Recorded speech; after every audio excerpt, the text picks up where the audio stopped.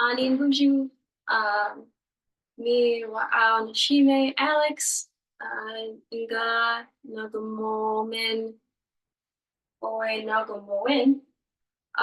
This is an introduction song that I use to help teach my students how to introduce themselves, how to ask what someone is called. So the lyrics are Aaniin Boozhoo, hello. Aaniin ezhinikaazoyan, how are you called, or what is your name? And then the person answers Aaniin Boozhoo, their name, and then ezhinikaz, which means I am called, or my name is. Typically, the teacher will say this phrase to each student, and the students will respond.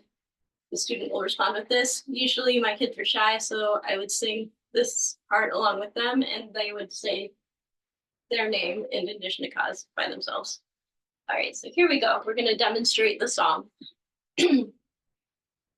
Aaniin Boozhoo, Aaniin ezhinikaazoyan. Aaniin Boozhoo, Alex and ezhinikaz.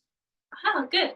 And then you would move on to the next student, and they can answer their Ojibwe name or their English name.